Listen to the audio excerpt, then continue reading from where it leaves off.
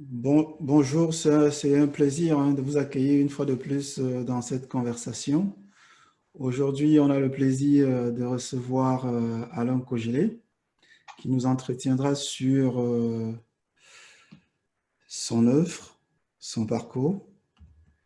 Merci à tous les participants qui nous suivent aussi bien dans la conversation Zoom que sur la page, le live de l'association Iri Thyssen. Comme je disais, Alain Kogele va nous entretenir sur son œuvre. Nous avons voulu que ce moment soit également une visite de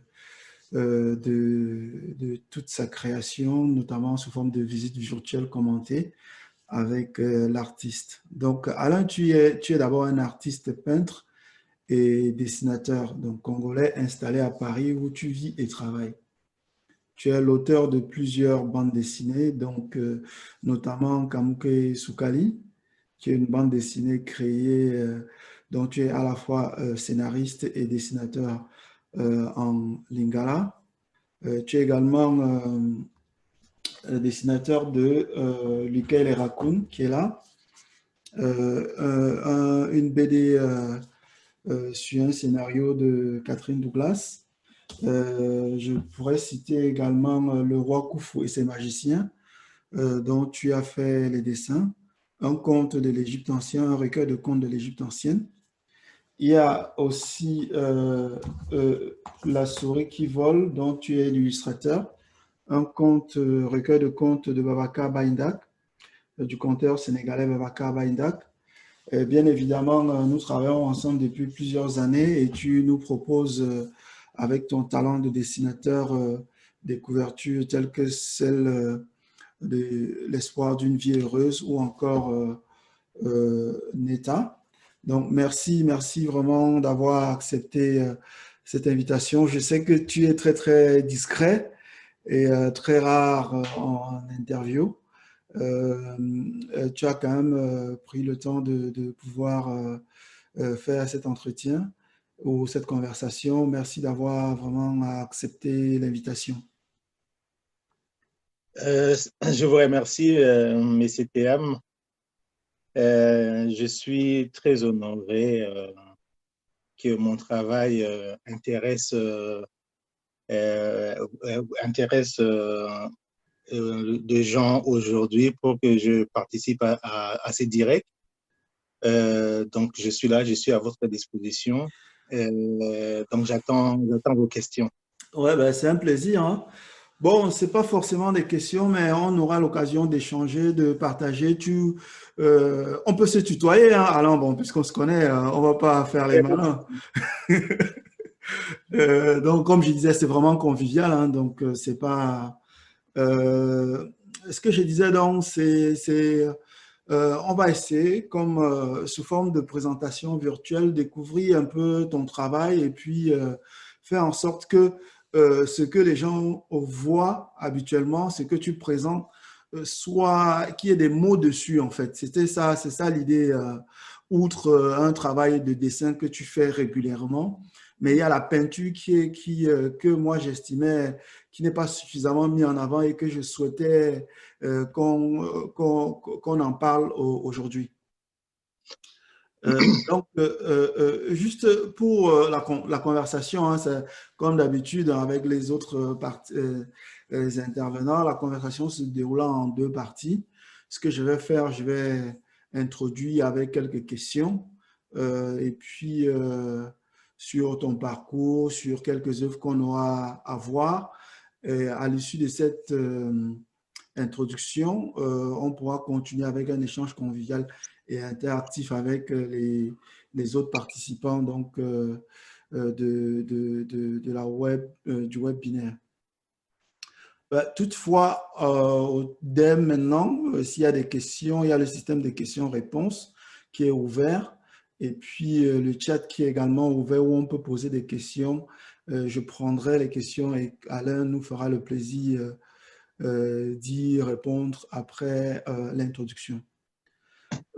Alors, Alain, tu es de Kinshasa. De Kinshasa. Voilà, oui. Pardon? Oui, je suis de Kinshasa, je suis natif de Kinshasa. Ouais, ouais. Euh, c'est c'est à Kinshasa que j'ai commencé à dessiner dès l'âge de 4 ans. Comment Oui. je, comment je suis cela? Parce que, on venait de construire une maison Mhm. dans, dans la concession, dans notre concession. Et à l'époque, bon, mon père avait pris du ciment Oui, et il m'avait donné un clou oui, pour pour que j'écrive mon nom oui, oui. et, et que j'écrive l'année. Vous voyez, donc à 4 ans, je sais que pas mal de personnes oublient ce qu'ils ont fait à l'âge de 4 ans. Mais comme j'avais écrit sur du ciment et que c'était resté et que j'avais écrit l'année, donc à 4 ans, je savais pas, je pense pas qu'un enfant sait écrire à 4 ans. Donc j'avais écrit quand même mon nom, Oui. Kogé. J'avais écrit Kogélé Makani. Donc j'avais aucune maîtrise de l'alphabet, mais j'avais quand même réussi à écrire. Tu avais Donc dessiné en fait. voilà, mon père écrivait, je pense que mon père écrivait et me demandait d'observer et, et d'écrire. Donc, c'est là que je suis que j'avais les talents de dessinateur, en fait. Ah, ok. Et Voilà. du coup, c'est à partir du moment que tu te rends compte que avec le dessin, je peux faire du dessin ou de la peinture mon métier. Ça, c'était à l'âge de 12 ans. Comme tous les enfants, on jouait au football. Et on jouait au football. Et moi, je jouais aussi. Mais je passais plus de temps. Parce qu'à Kinshasa, il y avait, on va dire, bon, je pense que dans pas mal de villes africaines, il y avait des cinémas. Mhm. Les cinémas, les programmes annonçant le film. Oui. Ces grandes affiches où on voyait Bruce Lee, Arnold Schwarzenegger, et les enfants aimaient bien dessiner ça. Donc, moi, je passais plus de temps à aller devant devant les affiches des cinémas et je dessinais. Donc, j'arrivais à bien reproduire ces affiches et un jour, je regardais la télé, j'ai vu l'interview d'un dessinateur congolais, il s'appelle Barli Barouti. Et il y avait aussi des interviews de notre grand frère qui passait sur TV5, Serge Diantantou. Donc, après, je me suis dit, tiens, ça, c'est intéressant. Il y a des Congolais qui font ce métier, mais moi, j'aimerais bien faire ça.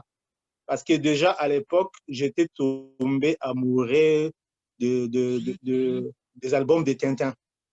Donc, j'ai lisé beaucoup les Tintins et je souhaitais faire la même chose, quoi. Donc, voyant les Congolais faire ces messieurs-là, Barli Barouti et Serge Antantou faire la même chose, donc je m'étais pris c'est de la passion pour la bande dessinée.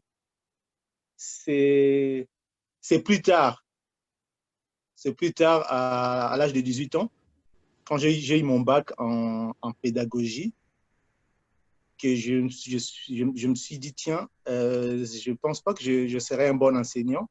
Ce qui serait bien pour moi, c'est d'aller étudier à l'Académie des Beaux-Arts.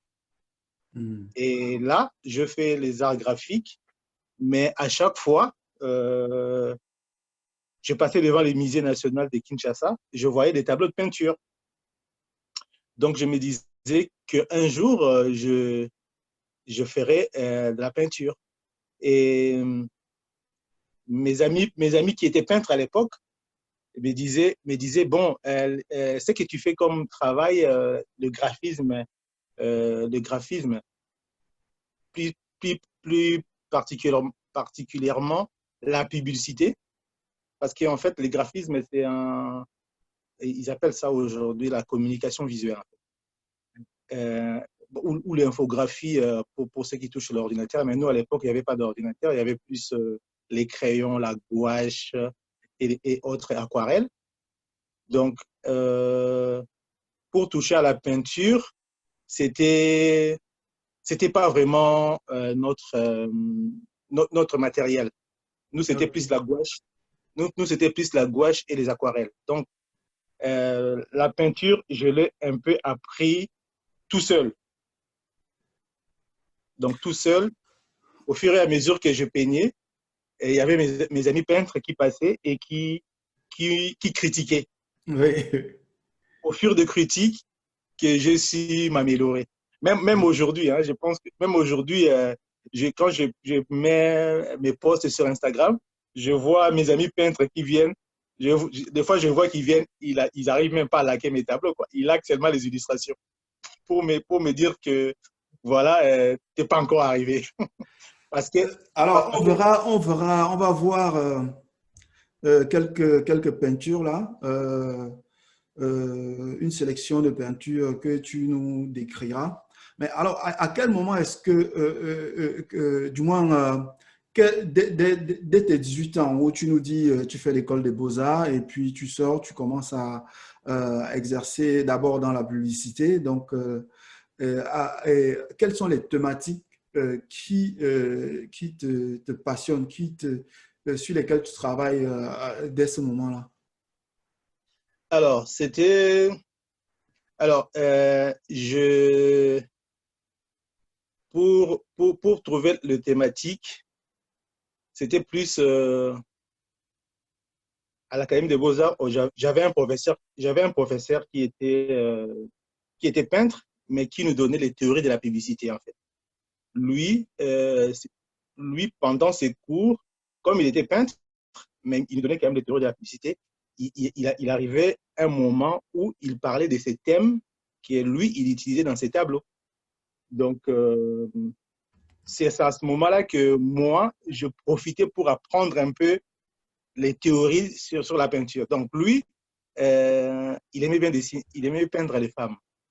Du coup, moi, ça m'était resté dans la tête. Mais je lui posais toujours la question de savoir, mais pourquoi vous ne peignez pas les hommes? Il me disait, avec beaucoup d'humour, il me disait, ah ben, si tu veux que tes tableaux restent sans être achetés, essaye. Bon, évidemment, j'avais essayé et j'ai vu que personne n'achetait mes tableaux. Donc, Ok. la plupart de mes tableaux où je peins les hommes, je les ai encore ici. Donc, euh, voilà, donc ça ne se vendait pas vraiment. Par contre, le paysage et les femmes et Mhm. des thèmes, voilà, ça se vendait mieux. Bon, on Donc, va dire que cette influence, elle est restée jusqu'à aujourd'hui. Je propose de présenter quelques tableaux sous forme de parcours virtuel pour que tu puisses nous donner un peu les orientations, les choix que tu as pu faire et puis décrire c'est que ces tableaux. Voilà, ça c'est le premier que j'ai choisi. Effectivement, on voit trois belles femmes bien coiffées. Est-ce que tu peux nous décrire un peu le tableau, comment il s'appelle, quelles sont les techniques utilisées, quel est comment on va dire, qu'est-ce qui porte cette création-là? alors, les tableaux, je l'avais intitulé les trois femmes au foulard. Et c'était pendant mon séjour à Bruxelles en 2017. Donc, j'avais fait connaissance avec Ange qui fait des foulards. C'est une amie, elle est rwandaise. Elle vivait à Bruxelles à l'époque, mais aujourd'hui, elle s'est installée à Kinshasa. Elle, euh, elle apprenait aux femmes de mettre, comment mettre le foulard, en fait. Et non, j'étais très surpris par sa, sa, sa, sa mission, on va dire. C'était presque une mission pour elle de chercher à ce que les femmes africaines s'apprécient parce que voilà, elles doivent porter des foulards, vous voyez. Donc, euh, une part de leur beauté, quoi. Voilà. Donc, c'est comme ça que je lui ai dit, écoute, Ange, est-ce que ça te dirait que ton visage, même si je vais les déformer, que ton visage se retrouve dans mes peintures? Parce que j'aime bien tes traits. Et voilà, c'était comme ça que j'ai essayé, à partir des traits de cette belle Rwandaise, de représenter son visage, mais avec mon inspiration dans mon atelier. Alors, pour les techniques, j'ai utilisé les crayons, chose qui n'est pas vraiment recommandée pour les peintres, parce que dans la peinture, un peintre n'utilise pas les crayons. Mais moi, comme je sors de l'art graphique, les graphistes, ils utilisent les crayons. Donc, c'est ça. Un peintre commence tout de suite avec la peinture. Mais moi ici, j'avais commencé avec les crayons. Et ensuite, j'avais commencé à peindre avec les couleurs sombres, en allant vers le plus clair. Les matériels que j'ai utilisés, ce sont plus des acryliques. Voilà. J'ai utilisé des acryliques. Et je pense que j'avais aussi fait des collages. J'avais collé quelques objets de récupération pour faire les bijoux. Voilà. Tiens, je te propose de nous... C'est un Ah, tableau qui a été acheté par une petite sœur la petite sœur d'un basketteur français qui ah, vit à Atlanta. Et le tableau se trouve à Lille. ah, parfait. Je te propose, hein, dans ça, là, on est dans un autre style, plus, comment on va dire, reggae. Alors ici, euh, pour la petite histoire, c'était quand je commençais, à l'époque, j'habitais à Château-Thierry, dans l'Aisne, en France, et je voulais faire une carte de visite pour moi. Et ces dessins, c'est en fait, quand je donne aux gens ma carte de visite, il y a ces dessins. Mais pour les tableaux, comment cette image qui se trouve dans ma carte de visite est devenue un tableau? En fait, c'était à Paris 12e. J'étais en train d'exposer et il y a eu la rencontre entre moi et un écrivain franco-béninois qui s'appelle Ouzire Umatope. Et lui, quand je lui ai offert ma carte de visite, il m'a dit, écoute, Alain, je souhaiterais que tu me fasses la peinture de cette dame, parce qu'elle ressemble vachement à mon personnage de roman qui s'appelle Kissine. Donc, du coup, euh, il y avait un crayon à la place de ce stylo, mais comme lui, c'est un peintre, et puis c'est un écrivain, il m'a demandé de changer, de mettre un stylo à plume. Donc, la technique que j'ai utilisée, c'est toujours l'acrylique. Et l'acrylique, et en regardant bien les personnages, j'ai mis l'accent sur ses cheveux, en fait. À l'époque, j'étais fasciné par les cheveux crépus de nos sœurs, en fait. Bon, je suis toujours fasciné des cheveux naturels. Euh, donc, je voulais qu'on voit ça vraiment. Euh, et les côtés reggae, c'est les côtés révolutionnaires parce que nos sœurs, avec les cheveux crépus, sont en fait là pour affirmer leur africanité, en fait. Parce que sans être militant, mais je pense qu'elles ont beaucoup souffert dans ce monde qui est un peu dominé par tout ce qui est européanisé, en fait, occidentalisé.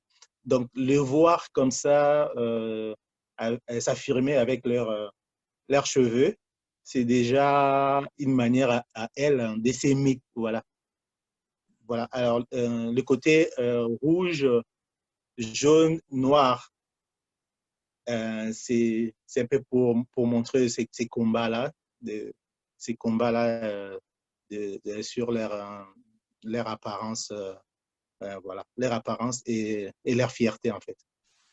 Merci Alain, merci. Ouais, ce que moi je te propose pour ce tableau-là, est-ce que tu peux nous le présenter en lingala? Alors, en lingala, Oui, oui, pour ceux qui nous suivent depuis King. euh, alors, ça fait longtemps que j'ai parlé en lingala. Bon, alors, par exemple, tableau Oyo, je ne sais pas s'il y a des gens qui écoutent, qui entendent le lingala dans les tableau Oyo, je n'ai utilisé qui modèle mannequin na combo il y a Asina quand ceux qui bazo kota na Instagram bayebi Asina Asina Dream aza mannequin et elle a invité kingai na ndako na ye après à poser les naïfs comme ça. Et puis, on a dessiné hier. Et puis, j'ai un peu modifié aussi Elonginae, quoi. Voilà. Mhm. Et, c'est Assina qui a souhaité faire ce dessin ou ça vient d'une inspiration euh, personnelle? Alors, non, c'est pas Assina qui a souhaité. C'est en fait moi. Un jour, on avait exposé ensemble. J'avais aimé sa silhouette, en fait. Et je suis allé, je lui ai dit, écoute, Assina, j'aime bien ton corps, comment tu fais attention à ta santé et tout. Et est-ce que tu peux poser pour moi? Poser pour moi, je lui ai dit, elle m'a dit, comment? J'ai dit, oui, oui, poser pour moi, mais te mettre ventre nu, t'allonger. Moi, je vais faire un croquis, un peu comme la Titanic, quoi, dans le film Titanic avec Jack et Mhm. Rose, euh, Leonardo DiCaprio. Donc, alors, elle m'a invité chez elle et puis elle a posé pour moi. J'avais fait plusieurs croquis. Donc, quand je suis arrivé dans mon atelier, je l'ai transformé comme ça. C'est ça. Ah, merci beaucoup, Alain. Donc, tu vois, on voit dans les tableaux que tu viens de nous présenter, on voit très bien que c'est très, très coloré. Et puis, beaucoup de couleurs, beaucoup de vie. C'est très aussi très dynamique. On voit les traits qui sont très dynamiques. C'est un choix esthétique ou est-ce que c'est né d'une influence particulière, comme tu as pu nous dire l'influence de ton enseignant à l'école des beaux-arts? Alors, les traits semblent être compréhensifs et c'est aussi lié par ça, et, mais plus profondément lié au fait que j'ai commencé par être dessinateur de bandes dessinées avant et être illustrateur parce que peut-être on ne l'a pas dit, je suis aussi caricaturiste. Donc, pour les traits, j'arrive à le faire assez bien et assez visible. Assez visible. Donc, dans la publicité, on fait plus attention sur la forme. Voilà. Donc, euh, c'est pour ça qu'on remarque le tableau, on voit que je fais très attention aux traits et à la forme. Et puis, les couleurs, c'est plus des couleurs bien harmonisées. Je crois que ça c'est l'influence de mon professeur parce que il s'appelle le professeur Lé Mankousou. Pour ceux qui souhaiteraient voir ces tableaux, ils peuvent aller sur Google, taper Lé Mankousou et ils verront que sa palette est un peu, bon, lui c'est un peu plus, on sent que c'est un maître, mais c'est un peintre qui m'a beaucoup inspiré. Voilà. Ouais, merci beaucoup, merci pour ces précisions. Alors, on voit aussi sur ton travail qu'il y a une sorte d'engagement pour l'histoire et aussi d'engagement pour les questions d'actualité. Bon, avant de poursuivre, je vais donner la possibilité à ceux qui sont avec nous de pouvoir échanger avec nous s'ils ont des questions ou s'ils souhaitent poser des questions, donc de pouvoir prendre la parole, hein. J'ouvre le micro pour ceux qui souhaitent prendre la parole. Voilà. Donc, je vois qu'il y a Christine. S'il y a des questions, on prendra les questions qu'on posera à Alain. C'est pareil pour ceux qui nous suivent sur la page Facebook de l'association Eric Thyssen. Donc, si vous avez des questions, vous pouvez les mettre en commentaire. Je me permettrai de les poser à Alain. Donc, alors, Alain, je disais, on voit qu'il y a un engagement dans ton travail, un engagement pour l'histoire, un engagement également pour les questions d'actualité. Ce que je propose, hein, c'est de parler de ça avec des tableaux que tu nous proposes. Donc, le premier, ça va être celui que je partage là. Euh, donc, là, on peut voir qu'il y a plusieurs personnages qui sont repris, des personnages historiques, l'histoire récente. Est-ce que ça fait partie d'une démarche que tu souhaites, que tu poursuis et que tu mets en avant? Oui, ça c'est juste les personnalités afro qui, qui me parlent. Il y a Malcolm X, il y a Martin Luther King, il y a, il y a côté femme, il y a Makeba, et puis il y a Kwame Nkrumah, il y a pour les Antilles, il y a Aimé Césaire, et puis Nelson Mandela, et plus affectueusement mon compatriote du Congo, Zaïre, Lumumba. D'ailleurs, en passant, je suis en train de faire une bande dessinée sur Lumumba. Il me reste cinq planches pour finir. Donc, Ah, oui. Ouais, ces tableaux, je l'avais fait pour, euh, pour, euh, pour exprimer, pour exprimer, pour les mettre un peu en avant, voilà, sans, sans déranger les autres, mais montrer qu'on a des leaders qui sont là et leur chemin, ce serait mieux qu'on suive, qu'on les suive.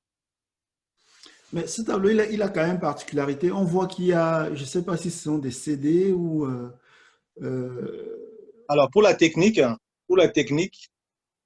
c'était, euh, je voulais créer un style, en fait, et je me promenais à Paris, vers Saint-Michel, et j'achetais les livres anciens, et puis j'avais vu des CD.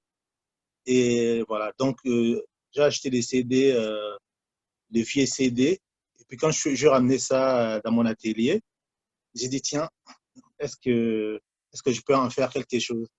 Donc, j'ai commencé à faire des cercles sur mes tableaux. Et puis, c'est comme ça que l'idée est venue. Et graphiquement, selon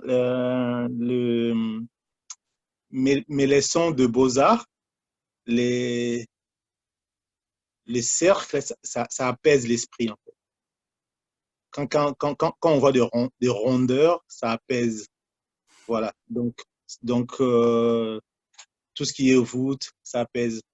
Par contre, tout ce qui est pointu, ça irrite.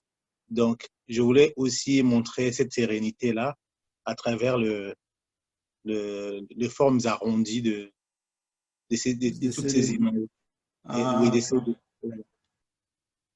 Oui, c'est très, très, très, très intéressant.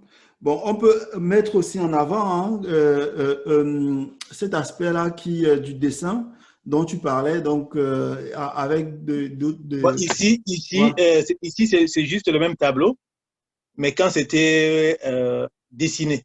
Voilà. Donc, j'ai voulu mettre en avant cette technique-là de dire, bon, tu commences par le dessin avant de poursuivre par la peinture.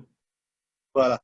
Ah oui, il y avait aussi les athlètes qui ont couru, qui ont gagné aux Jeux Olympiques à l'époque de l'Allemagne nazie, Ouais. avec leurs bras levés. Vous voyez. Voilà. C'est leur histoire m'avait aussi touché. Voilà, en termes d'engagement pour l'histoire, il y a aussi, là, tu fais carrément un retour dans l'Afrique pharaonique avec des dessins comme ceux-là que tu mets en avant. Et on a parlé tout à l'heure de l'illustration d'un conte de l'Égypte ancienne qui est Mm. là. Voilà, Khufu, le roi Khufu et ses magiciens. Alors, parle-moi un peu de ton travail en ce qui concerne l'histoire, notamment celle de l'Égypte ancienne. Alors, c'était un vide, en fait. Quand je lisais, quand j'étais enfant, je lisais, quand j'étais à l'école, il y avait un vide sur l'Égypte, sur une partie de l'histoire de Noir, en fait. Et c'est en apprenant sur Cheikh Anta Diop que j'ai été un peu réveillé, en fait. Mhm. Donc, je comprenais, avant, je comprenais pas pourquoi Michael Jackson avait fait Remember Time et Mettre les Noirs. Mais c'est en fait l'éclairage sur le livre de Cheikh Anta Diop qui m'a réveillé. Et j'ai commencé à illustrer un peu les Kémites, les Mhm. Noirs de l'Égypte. Et je sais, c'est cette image avec quelques amis européens, on va dire caucasiens. En privé même, ils m'écrivaient pour me dire, bon, ouais, c'est joli ce que tu fais, mais tu es sûr qu'ils étaient comme ça. Donc, donc moi je réponds pas, mais je fais. Vous voyez? Je réponds pas, mais je fais. Parce que, voilà, je pense pas que les Africains leur posent la question sur la peau de Jésus. Vous voyez? Mais ils font.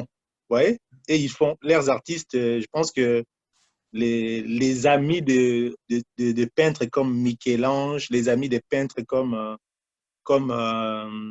Raphaël se sont retrouvés sur le toit des chapelles Sixtine et ils ont aujourd'hui on pense que c'est Dieu, vous voyez, mais c'est juste de Michel-Ange qui a peint Dieu en blanc Mhm. et on pense que Dieu est blanc parce que or peut-être que Michel-Ange avait peint son cousin ou son grand-père, vous voyez, personne lui a demandé. Voilà, moi j'ai peint aussi comme ça. Donc, personne ne me demandera. Si tu veux raconter l'histoire, eh ben, tu commences à raconter selon toi. Vous voyez? Mhm.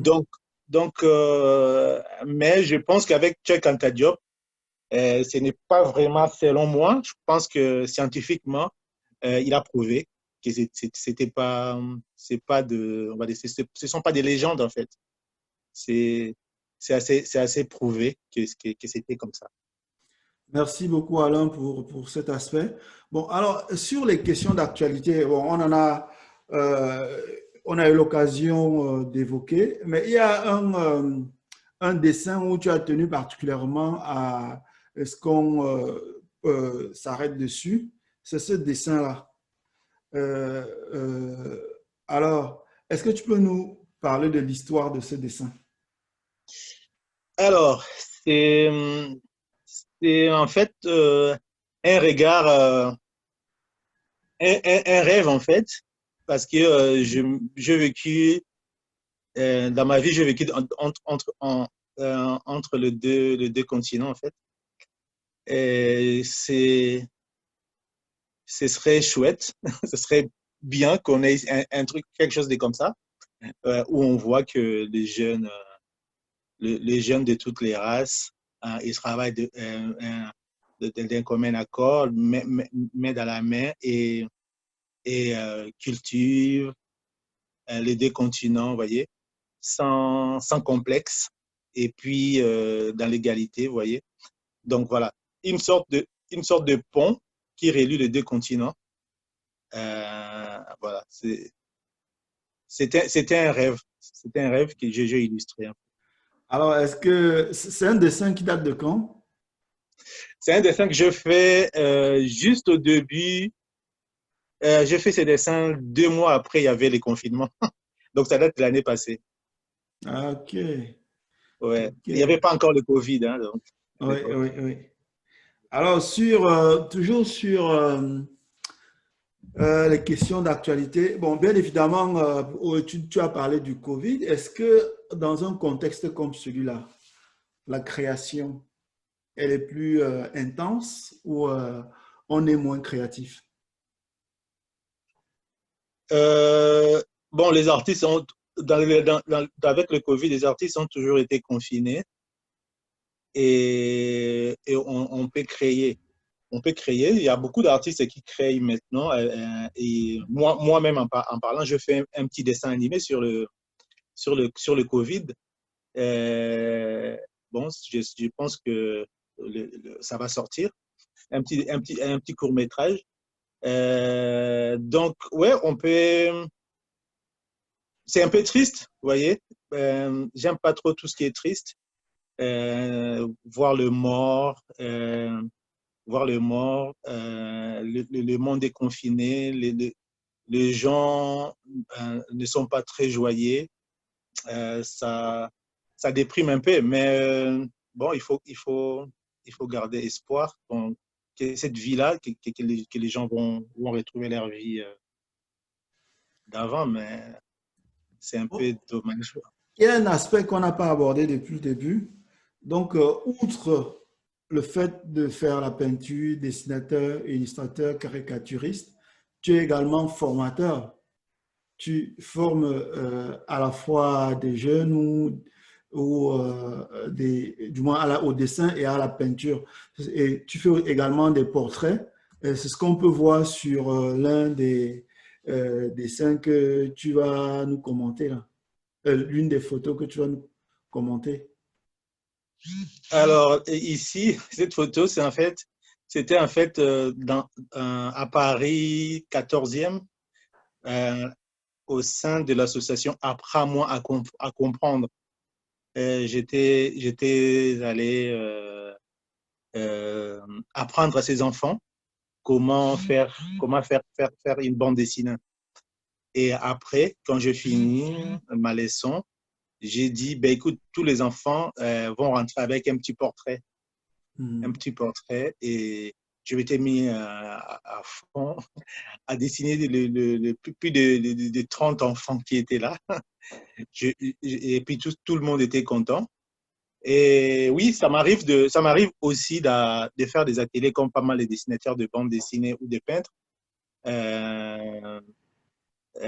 Oui, ça m'arrive d'apprendre les techniques élémentaires du dessin, et aussi l'écriture du scénario, on va dire comment concevoir les personnages de bande dessinée, et comment faire les trames de l'histoire, les chutes, les côtés dramatiques, les côtés romantiques, les côtés gore de l'histoire. Ouais, ça c'est des leçons que je donne aux enfants ici en Île-de-France, et aussi à Bruxelles. Merci beaucoup, Alain. Alors, parlant de portrait, on va s'arrêter un instant sur le portrait. Voilà.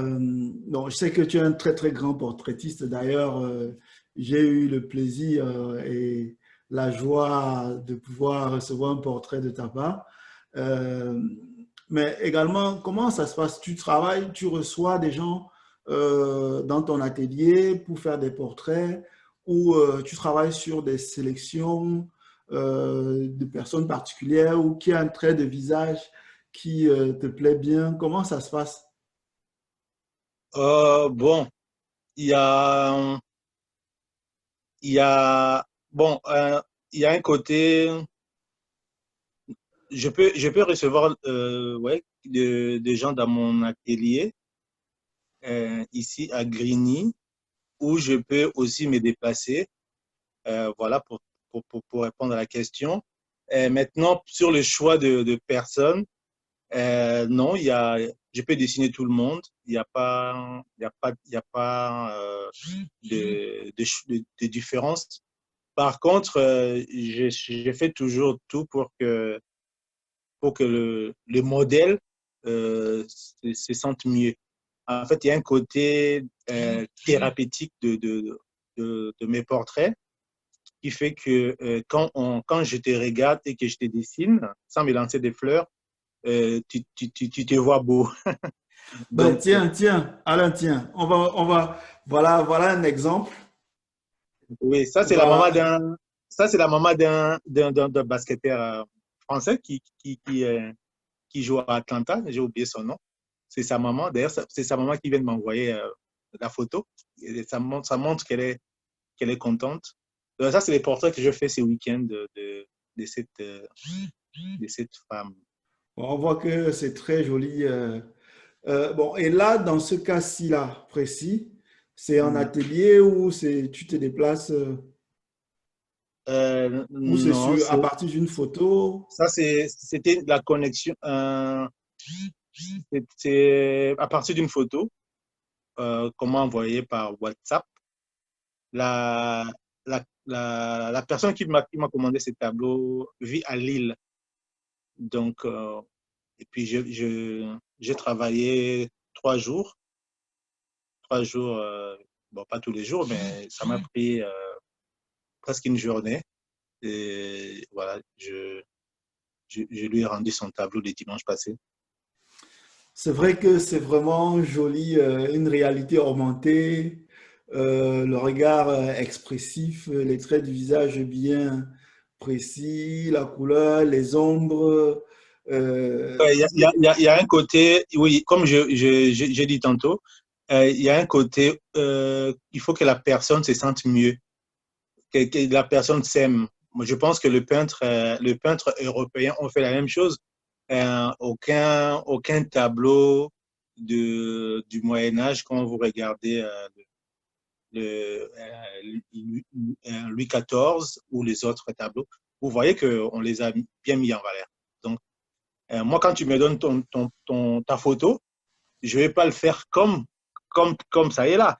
Non, je dois essayer de le sublimer parce que sinon, tu n'aurais pas besoin de moi. Sinon, tu serais parti chez Kodak et reproduire ça en grand. Mais quand tu viens chez l'artiste, l'artiste va regarder la photo avec une certaine tendresse, vous voyez, pour ressortir les côtés glamour ou les côtés qui attirent l'œil. En fait. Il faut aussi dire que, bon, Alain, dans le cadre de ton travail, outre les tableaux, bon, outre la BD, le dessin, les illustrations, donc tu fais également ces portraits-là de façon régulière. Et puis, donc, toutes les personnes qui souhaitent rendre hommage à un proche, à une maman, à un ami, peuvent te solliciter pour que tu sublimes leurs proches, en fait. Oui, ça, il n'y a pas de souci. De toute façon, les artistes, elles vivent des commandes aussi. Donc, voilà, c'est toujours le bienvenu. Quand j'ai des commandes comme ça, euh, j'essaie d'expédier ça très, très rapidement. Surtout que nous sommes dans une période où on n'a pas la possibilité de faire des expositions en galerie. Là, c'est ce que nous avons vraiment essayé de faire. Donc, faire une revue d'un certain nombre de peintures et également présenter l'activité. Je rappelle que tu es auteur de la BD Kamuke Sukali, et Oui. également dessinateur sur le scénario de Catherine Douglas pour Lequel et Raccoon, une BD parue aux éditions Théam. Dessinateur également pour le recueil de contes La souris qui vole et le conte illustré Le roi Khufu et ses magiciens. Donc, tout un univers assez riche et varié. Et puis, surtout, un univers coloré, comme on peut le voir sur cette couverture. Tu l'as dit toi-même, tu préfères donner de la vie, rendre ce qui est, restituer ce qui est positif, ce qui est beau, ce qui est dynamique, ce qui est coloré. Donc, dans tes thématiques, on trouve très peu de drames ou voilà, tout ce qui est dramatique en fait. Ouais. Il y a, il y a ces côtés de transcender l'image de l'Africain qui pleure, en fait, et de montrer qu'on est joyeux, qu'on a en fait besoin de, je vais bien dire, on a besoin de personne. On peut bien se débrouiller tout seul avec notre sourire et avec notre motivation. On peut, on peut aller devant et sans se transformer, être nous-mêmes et se faire apprécier, mais voilà, sans compter sur personne. Voilà. Merci beaucoup Alain, merci d'avoir accepté cette invitation à participer à cette conversation. Je sais que tu as une contrainte et tu dois être libéré dans 3 minutes parce que tu dois reprendre le travail, ton activité de création, puisque en général, tu travailles beaucoup plus le soir que dans la journée. Non, je travaille quand j'ai l'inspiration. Et là, j'ai souffert pour avoir l'inspiration dans la journée. J'arrivais pas. Donc, c'est à 19 heures que j'ai commencé à dessiner.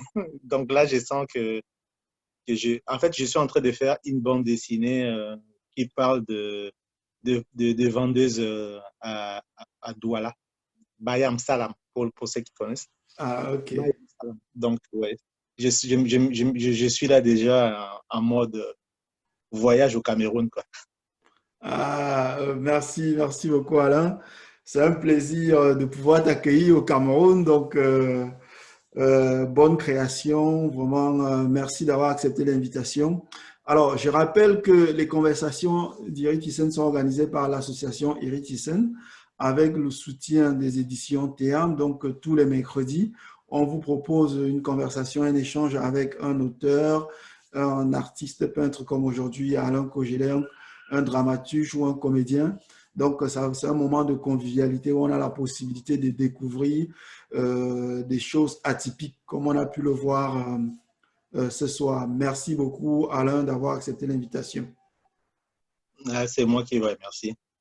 Alors, Et, je rappelle que tu es dessinateur, illustrateur, artiste peintre et tu es auteur de Kamuke Sukali, une BD en lingala et illustrateur de plusieurs autres ouvrages sur des scénarios que tu n'as pas sur d'autres scénarios. Merci à tous ceux qui nous ont suivis. Merci Christine. Merci à ceux qui nous suivent sur la page. Merci Timba. Merci Marcelin. À très bientôt pour une nouvelle conversation et bonne soirée à tout le monde. salut.